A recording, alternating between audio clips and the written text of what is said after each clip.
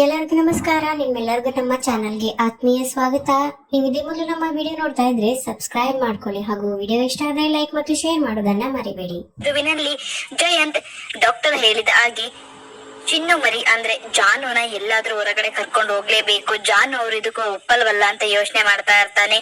ಅಷ್ಟರಲ್ಲಿ ಜಾನುಗೆ ಮಾತ್ರೆಯನ್ನ ಹಾಕ್ಬಿಟ್ಟು ಅವ್ರನ್ನ ಅಲ್ಲಿಗೆ ಕರ್ಕೊಂಡು ಹೋದ್ರೆ ಒಳ್ಳೇದು ಅಂತ ಹೇಳಿ ಅಲ್ಲಿಗೆ ಮಾತ್ರೆಯನ್ನ ಹಾಕೊಂಡ್ ಬಂದು ಕೊಡ್ತಾನೆ. ಇತ್ತ ಜಾನ್ವಿ ಬೇಜಾರಲ್ಲಿ ಕೂತಿರ್ತಾಳೆ. ಬೇಜಾರಲ್ಲಿ ಕೂತಿರೋದನ್ನ ನೋಡಿ ಮತ್ತೆ ಜಯಂತ್ ಅಯ್ಯೋ ಮತ್ತೆ ಇವರು ಇದನ್ನೇ ಸ್ಟಾರ್ಟ್ ಮಾಡ್ಕೊಬಿಟ್ಟಿದ್ದಾರೆ ಅಂತ ಅನ್ಕೊಂಡು ಹಾಲನ್ನ ತಗೊಂಡ್ ಬಂದು ಚಿನ್ನು ಮರಿ ಹಾಲನ್ನ ಕುಡೀರಿ ಅಂತ ಹೇಳ್ತಾನೆ. ಆಗ ಜಾನು ಅಯ್ಯೋ ನನಗೆ ಬೇಡ ಏನೂನು, ನೀವ್ ಯಾಕೆ ಇಲ್ಲಿಗೆ ಬಂದ್ರಿ, ಇಲ್ಲಿಂದ ಹೊರಟೋಗಿ ಅಂತ ಜಾನು ಬೈತಾ ಇರ್ತಾಳೆ. ಆಗ ಜಯಂತ್ ಹಾಲನ್ನ ಇಟ್ಟು ನೋಡಿ ಚಿನ್ನು ಮರಿ ನೀವು ಕುಡಿಯೋ ತನಕ ಹೋಗಲ್ಲ ಅಂತ ಅಲ್ಲೇನೆ ಗೋಡೆ ಒರಗಿಕೊಂಡು ಅಲ್ಲೇ ನಿಂತ್ಕೊಳ್ತಾನೆ. ಇತ್ತ ಜಾನು ಜಯಂತ್ ಮೇಲಿನ ಸಿಟ್ಟಿಗೆ ಹಾಲನ್ನೆಲ್ಲ ಕುಡಿದು ಬಿಡ್ತಾಳೆ. ಇತ್ತ ಜಯಂತ್ ಅಪ್ಪ ಹಾಲನ್ನ ಹೇಗೋ ಕುಡಿದ್ರು, ಈಗ ಅವರನ್ನ ನಾನು ಆರಾಮಾಗಿ ಕರ್ಕೊಂಡು ಹೋಗ್ಬೋದು ಅಂತ ಯೋಚನೆ ಮಾಡ್ಕೊಂಡು ಖುಷಿಯಲ್ಲಿ ನಿಂತಿರ್ತಾನೆ. ಇತ್ತ ಜಾನು ಎಲ್ಲಾ ಹಾಲನ್ನು ಕುಡಿದು ನಿದ್ರೆಗೆ ಜಾರ್ತಾಳೆ. ಇತ್ತ ಜಾನು ಮಾತ್ರೆಯ ಪವರ್ಗೆ ನಿದ್ದೆಯನ್ನ ಮಾಡೋದಕ್ಕೆ ಸ್ಟಾರ್ಟ್ ಮಾಡ್ತಾಳೆ. ಇದೇನೇ ಒಳ್ಳೆ ಸಮಯ, ಇವರು ಈಗ ರೆಸ್ಟ್ ಮಾಡಿ ಮಲಗಿದ್ದಾರೆ, ಈಗ್ಲೇ ಇವ್ರನ್ನ ಕರ್ಕೊಂಡು ಹೋಗೋದು ತುಂಬಾನೇ ಒಳ್ಳೇದು. ಇವರು ಮಲಗಿದ ತಕ್ಷಣ ನಾನು ಫಾರಿನ್ಗೆ ಕರ್ಕೊಂಡು ಹೋಗ್ಬಿಡ್ತೀನಿ ಅಂತ ಇತ್ತ ಜಯಂತ್ ಯೋಚನೆಯನ್ನ ಮಾಡ್ತಾ ಇರ್ತಾನೆ. ಇತ್ತ ಜಾನ್ವಿ ನಿದ್ದೆಯನ್ನ ಮಾಡೇ ಬಿಟ್ಲು.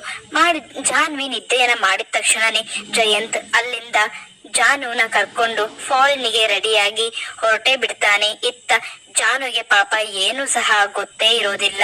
ಏನು ಗೊತ್ತಿಲ್ದೇನೆ ಮಾತ್ರೆ ಕೂಡ ಹಾಕೊಡ್ತಿರೋದು ಸಹ ಗೊತ್ತಿಲ್ದಿರೋ ರೀತಿ ಅವನು ಮಾತ್ರೆ ಕೂಡ ಹಾಕಿ ಕೊಟ್ಟು ಅವನನ್ನ ನಿದ್ರೆಗೆ ಜಾರಿಸಿ ಅವನ ಕೆಲಸವನ್ನ ಮಾಡ್ಕೊಳ್ತಿದ್ದಾನೆ ಅಂತಾನೆ ಹೇಳ್ಬೋದು. ಇತ್ತ ಡಾಕ್ಟರ್ ಹೇಳಿದ ಹಾಗೆ ಫಾರಿನ್ಗೆ ಕರ್ಕೊಂಡು ಹೋದ್ರೆ ಅಂದ್ರೆ ಜಾಗ ಬದಲಾದ್ರೆ ಜಾನು ಮನಸ್ಸು ಸರಿ ಹೋಗುತ್ತೆ ಅಂತ ಈ ರೀತಿಯಾಗಿ ಜಯಂತ್ ಮಾಡಿದಾನೆ.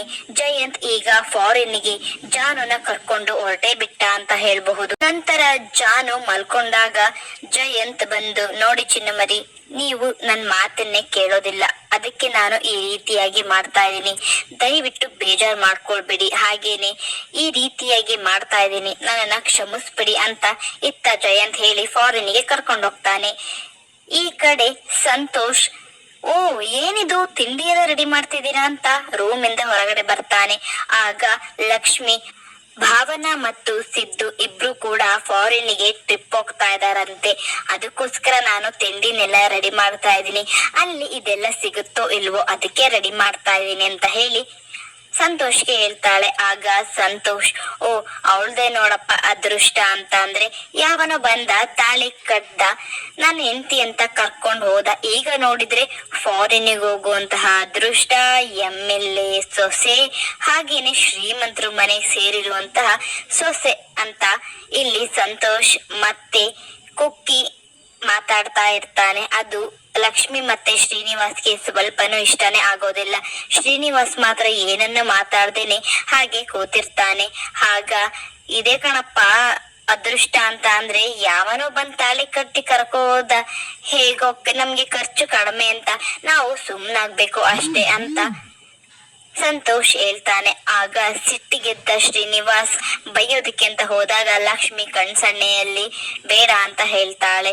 ಆಗ ಯಾಕಪ್ಪ ಆತರ ಎಲ್ಲ ಅಂತ್ಯ, ಅಪರೂಪಕ್ಕೆ ಅವರು ಇಬ್ರು ಮದ್ವೆ ಆದ್ಮೇಲೆ ಹೊರಗಡೆ ಹೋಗ್ತಾ ಇದ್ದಾರೆ, ಅದಕ್ಕೆ ನಾನು ತಿಂಡಿಯನ್ನ ರೆಡಿ ಮಾಡ್ತಾ ಇದ್ದೀನಿ ಅಂತ ಹೇಳಿ ಲಕ್ಷ್ಮಿ ಸಂತೋಷ್ಗೆ ಹೇಳ್ತಾಳೆ. ಆಗ ಸಂತೋಷ್ ಏನೋ ಮಾಡಿ ಹೇಗೋ ಕಾಲ ತಳ್ಕೊಂಡು ಹೇಗೋ ಎಲ್ರು ಶ್ರೀಮಂತರ ಮನೆಗೆ ಸೇರಿ ಅವರೆಲ್ಲ ಸೆಟಲ್ ಆದ್ರು, ಹೆಂಗೋ ಎಲ್ಲ ಸರಿ ಹೋಯ್ತಾ ಅಂತ ಅನ್ಕೊಂಡು ಸಂತೋಷ್ ಅಲ್ಲಿಂದ ಕೊಂಕು ಮಾತಾಡ್ತಾ ಹೋಗ್ತಾ ಇರ್ತಾನೆ. ಇತ್ತ ಶ್ರೀನಿವಾಸ್ಗೆ ತುಂಬಾನೇ ಕೋಪ ಬಂದಿರುತ್ತೆ.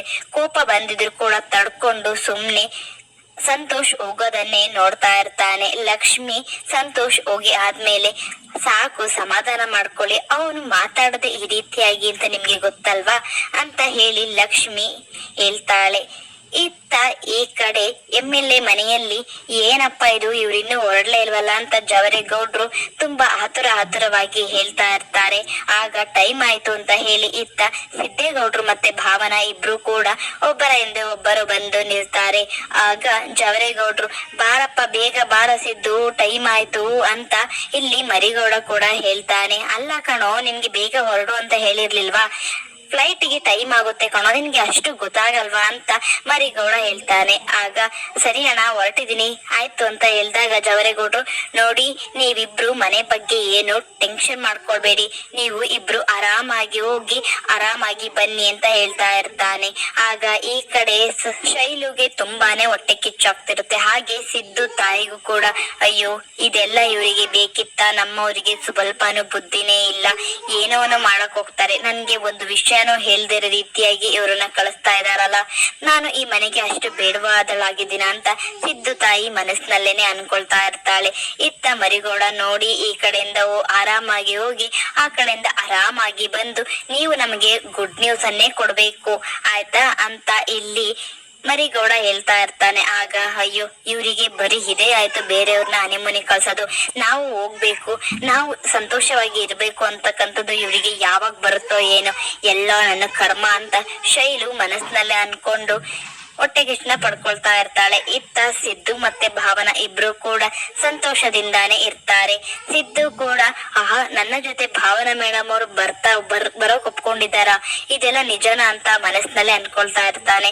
ಇತ್ತ ಜವರೇಗೌಡ ನೋಡಿ ನೀವು ಆರಾಮಾಗಿ ಹೋಗ್ಬರ್ಬೇಕು, ಈ ಕಡೆ ಏನು ಯೋಚನೆ ಮಾಡ್ಬಿಡಿ, ಈ ಕಡೆ ನಾನು ಮತ್ತೆ ಮರಿಗೌಡ ಎಲ್ಲಾನು ನೋಡ್ಕೊಳ್ತೀವಿ, ನೀವು ನಮ್ ಕಡೆ ಟೆನ್ಷನ್ ಮಾಡ್ಕೊಳ್ದೆ ಆರಾಮಾಗಿ ಇದ್ಬಿಟ್ಟು ಸ್ವಲ್ಪ ದಿನ ಆರಾಮಾಗಿ ಇರಿ ಅಂತ ಇಲ್ಲಿ ಜವರೇಗೌಡ ಹೇಳ್ತಾನೆ. ಆಗ ಮರಿಗೌಡ ಆರಾಮಾಗಿ ಇರೋದಷ್ಟೇ ಇಲ್ಲ, ಈ ಕಡೆಯಿಂದ ಸಂತೋಷವಾಗಿ ಹೋಗಿ ಆ ಕಡೆಯಿಂದ ಗುಡ್ ನ್ಯೂಸ್ ಅನ್ನ ತಗೊಂಡ್ ಬರ್ಬೇಕು ಗೊತ್ತಾಯ್ತಾ ಅಂತ ಮರಿಗೌಡ ಹೇಳ್ದಾಗ ಇತ್ತ ಸಿದ್ದುಗೆ ತುಂಬಾನೇ ಖುಷಿ ಆಗುತ್ತೆ. ಹಾಗೆ ಭಾವನಾಗೂ ಸ್ವಲ್ಪ ನಾಚಿಕೆ ಆಗ್ತಾ ಇರುತ್ತೆ. ಆದ್ರೆ ಏನನ್ನು ಕೂಡ ಮಾತಾಡ್ದೇನೆ ಸುಮ್ನೆ ನಿಂತಿರ್ತಾಳೆ. ಇತ್ತ ಶೈಲು ಅತ್ತೆ ಹಾಗೆ ಅಜ್ಜಿ ಎಲ್ಲರೂ ಕೂಡ ಉರ್ಕೊಂಡಿರ್ತಾರೆ. ಏನ್ ನಡೀತಾ ಇದೆ, ಇವ್ರು ಯಾರು ನನ್ಗೆ ಏನು ಹೇಳಲ್ಲ, ಈ ಮನೆಗೆ ನಾನು ಬೇಡವಾದಳಾಗ್ಬಿಟ್ಟಿದೀನಿ, ಅಟ್ಲೀಸ್ಟ್ ಇವ್ರಾದ್ರೂ ಹೇಳ್ಬಾರ್ದ, ಹೋಗ್ಲಿ ಸಿದ್ದುನಾದ್ರೂ ಅಮ್ಮ ಹೋಗ್ತಾ ಇದೀವಿ ಅಂತ ಹೇಳ್ತಾ ಇಲ್ವಲ್ಲ ಅಂತ ಅವಳು ಸಹ ಕೊರಗ್ತಾ ಇರ್ತಾಳೆ. ಇತ್ತ ಸಿದ್ದೇಗೌಡ್ರು ತುಂಬಾನೇ ನಾಚ್ಕೊಳ್ತಾ ಇರ್ತಾರೆ, ತುಂಬಾನೇ ನಾಚ್ಕೊಂಡು ಸುಮ್ನೆನೆ ನಿಂತಿರ್ತಾರೆ. ಇತ್ತ ಭಾವನಾ ಕೂಡ ನಾಚ್ಕೊಂಡಿರ್ತಾಳೆ. ಅಯ್ಯೋ ಏನಿದು ಈ ರೀತಿ ಮಾತಾಡ್ತಾ ಇದಾರೆ ಅಂತ ಇಬ್ರು ಕೂಡ ಸುಮ್ನೆನೆ ನಿಂತಿರ್ತಾರೆ. ನಂತರ ನೋಡು ಮರಿಗೌಡ ಲೇಟ್ ಆಯ್ತು, ಬೇಗ ಹೋಗಿ ಅವ್ರನ್ನ ಫ್ಲೈಟಿಗೆ ಬಿಟ್ಪ ಅಂತ ಹೇಳ್ಬಿಟ್ಟು ಮರಿಗೌಡನ ಕಳಿಸ್ತಾನೆ. ಇತ್ತ ಎಲ್ಲರಿಗೂ ಹೇಳ್ಬಿಟ್ಟು ಹೊರಟು ಫ್ಲೈಟ್ಗೆ ಹೋಗಿ ಫಾರಿನ್ಗೆ ಹೋಗ್ತಾರೆ. ಇಲ್ಲಿಗೆ ಸಂಚಿಕೆ ಮುಕ್ತಾಯವಾಗುತ್ತೆ. ಮುಂದೇನಾಗುತ್ತೆ ಅನ್ನೋದನ್ನ ಮುಂದಿನ ವಿಡಿಯೋದಲ್ಲಿ ನೋಡೋಣ. ಶುಭ ದಿನ. ಧನ್ಯವಾದಗಳು.